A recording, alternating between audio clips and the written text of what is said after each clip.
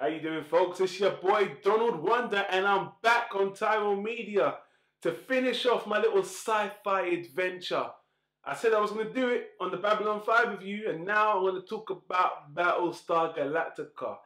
In particular, the reboot 2003 sci-fi universe series that's been running since 2003, all the way up until 2012.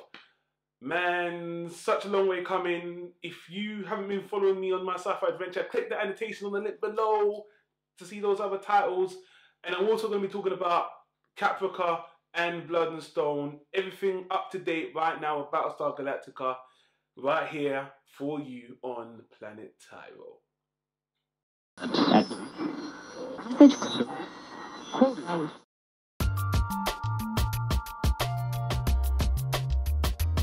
Tyro Media.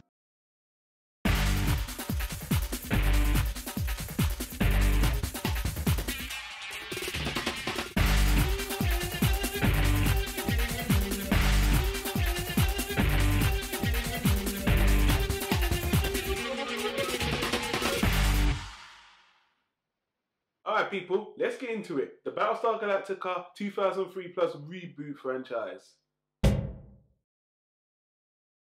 Before I get into it, I have to give a shout out, a special shout out to a particular blog out there called Alphabeti Spaghetti. I forgot the creator's name, I'll put it on the screen right now. Basically, what this guy has done is he's listed out the definitive Battlestar Galactica viewing order, including all the specials like the Plan and Razor in order. So for this review, I just want to let you guys know, this is the list I followed. This order is the order, my watching order that I followed, and I completely agree with this list 100%. If you haven't seen the rebooted series, check out the link in the description for Alphabeti Spaghetti. This list is right on point, and you're going to cover everything. The webisodes, the movies, the series, in the right viewing order. Alright, so let's start. Battlestar Galactica was originally created by Glenn A. Larson in the late 1970s, 1980s as a popular TV show. It had, I don't know if I'll call it a cult following because it was cancelled twice. So what I do remember from it was, you know, the Cylon models, they were very iconic. It looked like it was cloning Star Wars or something, but anyway, this reboot series that I'm talking about right now, that was penned by Robert D. Moore and David Eck. These two guys took the original material, they reworked some things with changing characters' genders, dropping some characters, making the tone of this 2003 reboot a lot darker. But apparently the older version was a little bit more goofy and wasn't taking things so seriously. So it's widely acclaimed that this reboot version is the superior of the two anyway. So that's why I didn't bother watching the old one. And that's why we're sticking with this version here. So to begin, let's start with the premise. The premise for Battlestar Galactica is it focuses on this planet called Caprica. And it starts off with a prelude 40 years in the past. Humans create this android race called the Cylons, and they're used for, you know, they're like android helpers, everyday stuff. You know, they clean, they work, they fight your wars, they do everything. You know, you've seen this before in other movies like I, Robot and stuff. And unfortunately, the robots gain intelligence, they gain some sentience, and they rebel against their robot masters, the Earthlings. This premise is actually covered more in Caprica. Now, when Battlestar Galactica starts, basically the Cylon-Human War ended because the Cylons disappeared. They went away for 40 years of nothing hearing from, no one hearing from them, no one knew what happened to them. At the start of Battlestar Galactica, the mini-series in particular, the Cylons return. And when they've returned, they've actually evolved. They've evolved, they've created synthetic bodies with organs and flesh and bone, pretty much the same as humans. And when they've come back to completely annihilate the human race. In this universe, the human race is Caprica and 11 human other colonies. This show starts off with a complete bang. These Cylons come, this is the mini-series now, they come, they annihilate all 90% of the colonies, billions of people, utter destruction. This is how you start a series. It is devastating. It's like Independence Day times 9,000. And with this mass genocide caused by the Cylons, the human population goes from billions to like 50,000. And the Battlestar Galactica is the last colonial battleship left on the run because they weren't actually on the planets. They were doing some kind of commemoration ceremony. So any humans in space kind of team up with the Galactica, they're on the run, and the Cylons are chasing them, trying to eradicate the rest of the human race. And that is initially the premise of Battlestar Galactica. That is where the mini-series started off, and it starts off just with the humans losing. And that's one of the things that just grips you from the beginning of watching the series. The humans start off on the losing side, complete dread, complete terror. You know, just a fantastic way to start a show. Very, very different than what you usually see in these other sci-fi shows. I mean, we've seen a lot of these, the robots turning on the masters, like I said, with iRobot, The Matrix, and some other sci-fi stuff. But this one, we've lost. And I was just gripped from the beginning. The funny thing about coming into Battlestar Galactica is that, honestly, I knew absolutely zero about this show. Nothing. I went in cold. All these years, I didn't know the premise of the old version. This one, I've known nothing. I've stayed clear of everything. So me just watching this about a month ago, going in cold, not knowing what to expect, not even listening to anyone, you know, this is one of the first times I even got away with something like this. Because in this day and age, people go out of their way to spoil shit for you. What I will say is the only thing I did hear was, as I was watching other things as this show was ending, I kept on hearing from people I knew that the last season of the reboot, this Battlestar Galactica I'm talking about right now, was so terrible. The last season was crap. Oh my God, the last season, they ruined it. All I heard was crying and moaning about the last season. And obviously, I've seen the last season now, and I can see where the complaints were coming from. And I'll get into that later, but for now, let's get into this categorically. Let's start off with the acting and the actors. Honestly, there isn't enough time in this review for me to go over the actors and the acting the way I want to. The acting is superb across the spectrum of this whole series. And I mean, I have to single out one or two actors, but I just want to let you know, one of the things I love about Battlestar Galactica is I don't feel like one character steals the whole show. I mean, some actors are better than others just because of sheer presence, but everyone gets their time to shine. Everyone. You don't feel like there's people that are just hogging the screen time.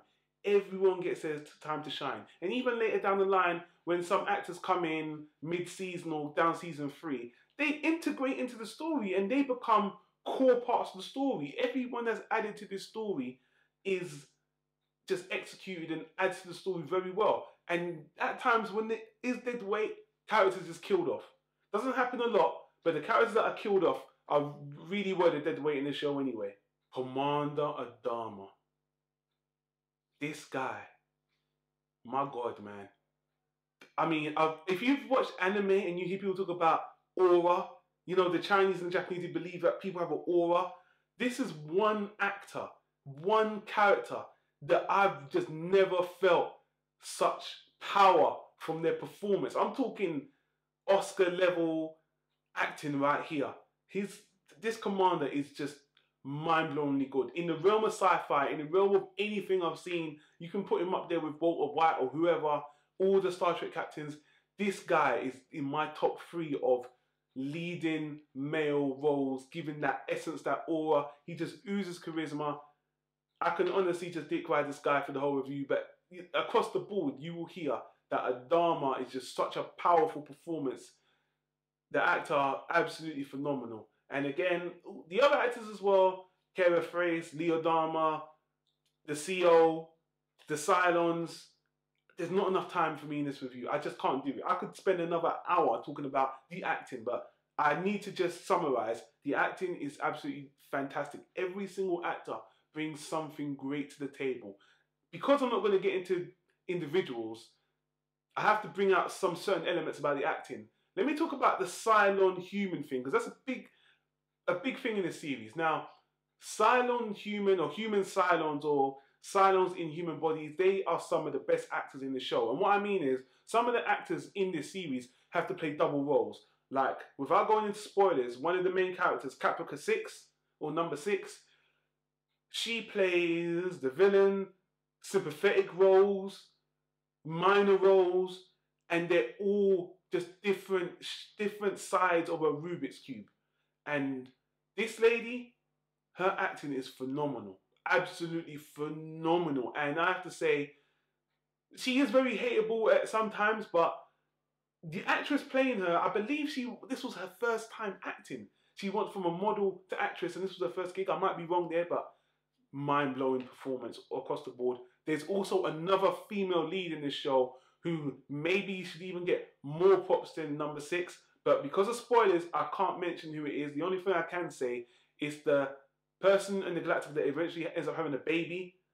Me saying that isn't a spoiler because by the time you realize that, you'll know who I'm talking. You already know everything anyway. So she is another one that has to play a villain, a sympathetic character.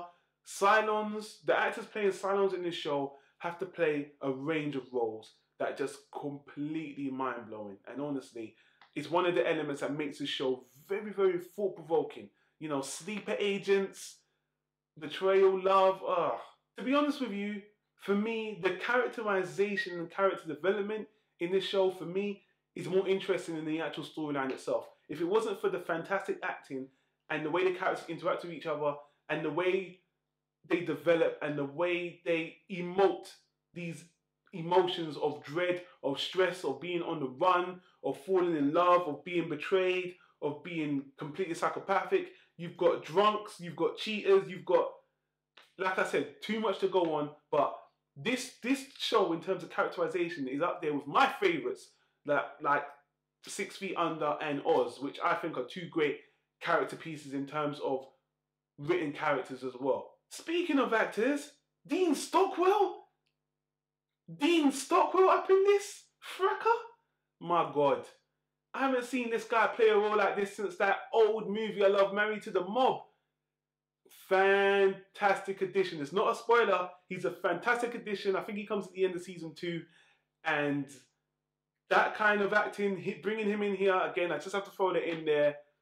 Again, oh, loved it. Wrapping up the characters, man, they're just written so raw and dynamic and so fresh and so realistic. Again, although this is a space sci-fi show, you don't have the properness, the militariness of, well, you have some of the militariness of Stargate, I guess, but these characters are just real. They're under pressure. You have all that emotion. It's just executed so well, and I absolutely adore this show. I can really look past so much of the flaws I'll speak about later, just because the characters and the acting are just done so well. But enough of that. Let's talk about the actual aesthetics and sound and stuff. This show looks so damn good. I'm talking about cinematography wise, the way it's filmed. It looks like a show that would be on today in 2014, even though it was made in 2003-ish times. The action is great. The physical action is good. The space action with the dogfights with the Vipers and the Cylon alien ships, that's all good. It looks very clean, very, very clean, very smooth. The battles are well choreographed as well. Visually, the set designs are great. The character designs, the military uniforms, I love the attention to detail in this. Something I have to bring up, I don't want to get a bit naughty, but this is one hot. And I'm talking about sexy, sexy show. This has to be the most sexual sci-fi show I've ever seen. There are a lot of sex scenes in this. And I think Caprica 6 steals the show when it comes to that. So much raunchy scenes between her and Boltar. To be honest with you, it's so intense I have to bring it up. Sex is also a running theme. Sex is used against the humans as part of the story, which is funny. I might get into that a bit later. But I'm just talking about visually. It's a very, very sexy show as well. Not just with Caprica 6 as well. Some of the other characters, very raunchy, but it adds to the rawness. It isn't just for fluff. It really does help the story. And again, it's all about emotion and execution. And that's what this show does well, with the visuals as well. No complaints. Done really well. And as I said, stands up even till today. I do have one gripe, though, about the aesthetics. It's actually the opening theme. The opening theme, I don't like opening themes. They don't really do this anymore. Opening themes that show you clips of the episode you're about to watch. I ended up skipping the opening theme quite a lot because of that. But it looked good, the opening shot of Caprica, and then, you know, as soon as they got to some clips, what you're going to see, not the best choice, but because of that, most people just skipped it anyway, and I was one of them, so the opening theme was kind of just whatever. To my actual surprise, religion plays a massive part in this series. I was very shocked to sci-fi. I've never seen a sci-fi show hit such on religion being such a basis, being such an undertone in the show. And I know that's got to do with the original creator wanting to have hints of Mormonism and monotheism in the story as well, which they do carry on from Caprica, from the old series to here as well. But they really run with it and make it a very well executed theme. And I mean, they do little things that just immerse you in the story. Like the show has its own language. They always say, oh, the gods, and oh my gods. And I know it sounds kind of lame, but it helps with the immersion, especially when you hear all the characters do it, not just the religious ones, but the non-religious ones. Also, the standout words, let's pretend this is Sesame Street. The standout word for Battlestar Galactica is Frak. In the universe of Battlestar Galactica, Frak is fuck. And I have to tell you, man, it sounds juvenile for me to say this, but the way they use the word Frak in this show, it is one of the best ways to convey emotion and to give you that level of immersion that just blew me away. I mean, go frack yourself, frack you mother fracker, I'm gonna frack your brains out. They use Frak every time they could, like this was a HBO show. And you and I know it's a sci-fi show, but they used Frak mixed with the intenseness of the show, and I actually felt like I was watching a movie that had no restrictions. And like I said, it helps with the immersion. It's not just a juvenile thing. It helps the characters give more depth, and it helps you enjoy this world and understand this world. And honestly, it's one of those little attentions to detail that gives you immersion. And ask anyone, they had a fracking good time watching this show. And honestly, I'm going to get real nerdy and say, I love the word frack so much. You're probably going to hear me from this point on in all my reviews use that word frack into the fuck. Because honestly, it's just grown on me. It has. I love saying fuck, kind of, but frack, it just shows that me and you know, we're Galacticans. Like I said, they hit on so many different plot elements in this show and ideas that honestly, in a way, without sounding like I'm just some fanboy, I think it's really groundbreaking for them to add elements in the story when just the simple chase and survival story was enough. But they throw in things with politics, with trials, with betrayal, military coup, genocide, a whole new race trying to come to grips with their own mortality and consciousness, and so many I can't even list the name of things they hit on this show. And series by series, it progressively got better. It started off with a bang. Season 1 was amazing. Season 2 was amazing. Season 3, where they do something that just changes the plot of the whole show. With a whole other planet I don't want to get into because of spoilers. They took risks with the show, and I just loved it. And honestly, man, it was nearly untouchable. It was nearly untouchable for me. But then I got to season 4. Season 4 was a major speed bump for me. I've been praising this show, but you know me, I'm critical. So when I criticize, and season 4, the show hit a hump for me. Like I said, there was a big outcry. I heard prior to watching the series, a lot of fans were disappointed with season 4 and the actual ending for the show. First of all, let me start by saying season 4 was not god awful. It wasn't terrible. For me, it was just the execution and the focus of the show was just so different. And honestly, they didn't execute it as well as they did the previous 3 seasons. That felt very natural. But in season 4, they bring in some cliffhangers and some plot twists that for me they overworked certain elements. They focused on some things too much. They slowed down the pace of the whole season. And then, you know, at the end of the day, it all came together. The ending was good. I actually liked the ending. I didn't have the ending. I just didn't like the way ultimately it was implemented. And honestly, for the first time ever, that season 4 was a chore and a bit of a slog for me to get through. because I was just scratching my head, and I'm not getting into spoilers, but I have to say, man, season 4 kind of let me down. You know, it dropped down 2 to 3 notches. It's like someone hit the brakes on the show. But what I will say is, on paper, they had fantastic ideas. The acting was still absolutely nothing wrong with the actors, nothing wrong with the acting. It was just, you know, I like to call season 4 the season of preachers, politics, and prophecies. Because these 3 elements is what they were really focusing on. And, you know, they had the action there, and it's not like, oh, they just needed to do what they did before. It's not that. It's that things felt natural and had a natural flow in those first 3 seasons. But when it came to season 4, it's like, and then just all over the place, and let's wrap things up and all that. I don't want to make it sound like it's like a clusterfuck or a mess or something. It wasn't, but honestly, in contrast to the first 3 seasons, season 4 is its own animal. And I know they called it season 4.0 or whatever. Yeah, I know the fans didn't like it either. But ultimately, season 4 was a little bit of a letdown. But you know what? I can look at this show on a whole. And honestly, those first 3 seasons are like a hall of fame. This was just so fan-fucking-tastic. The 4th season was just kind of like, okay, alright, okay, I'm waiting for this to conclude, and it did. But again, overall, I still enjoyed season 4.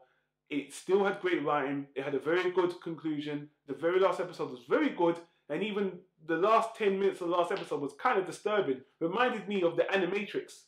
A lot of this show reminds me of the Matrix, actually, but I'll speak more about that in Caprica. But yeah, let me just wrap this up now. Battlestar Galactica was a fantastic series. I think it's like a groundbreaking series. I don't care how much of a fanboy it makes me sound like. I was not expecting this caliber of greatness from this show, because I went in knowing nothing, as I said before. And now I understand why this show is hailed so much. And let me just say, I didn't mention the Razor movie, the Plan movie, the webisodes and other special episodes and all that, because of the Alphabet Spaghetti blog, he put everything in order. So when I watched it, it felt like it was all part of the series. The movies are great. The Plan, Razor, Hall of Fame again, webisodes are great. Everything about Battlestar Galactica, I love season 1 to 3, all the movies. Just season 4 was like, eh. So, let me give you my rating now so we can wrap this review up. Battlestar Galactica, it's still a first-class show, okay? Still first class. I take this overall as fantastic writing, fantastic concept, fantastic acting, fantastic presentation. One of the best, forget sci-fi, one of the best TV shows ever created. Definitely going to be in my top 10 shows of all time. And I highly recommend you check out the rebooted 2003 sci-fi imagination of Battlestar Galactica. Now, in saying that, you would think that Battlestar Galactica ended there, but it didn't. We're going to stop the review here because we've gone on a bit long with this review. And I want to talk about Caprica, the spin-off prequel series that explains a little bit of the origin before Battlestar Galactica. Blood and Chrome, another prequel spin-off. And then we might talk about some future projects that are going on, because this Battlestar Galactica train is still running, still going strong to this day. But let's just stop there. I'll give you guys a little bit of a break. Please do me a favour and leave a comment down below. Tell me if you agree with me, if you think I'm just being so nitpicky about season 4 and it was great and I don't know what the hell I'm talking about. But hey, like I said, Battlestar Galactica is still a fantastic show, but you know, nothing's perfect. And honestly, I still think this show is greatness, first class. So what more can you ask for, people? So let's just stop there, people. This has been another episode of Tyro Media, brought to you by Donald the Wonder and Planet Tyro. I want to see you guys in the next one where we continue and wrap up the Battlestar Galactica exploration. I'll see you on the next one, people. Don't forget to hit that like button. Let me know that you enjoy the content. And I'll see you on the next video. Peace.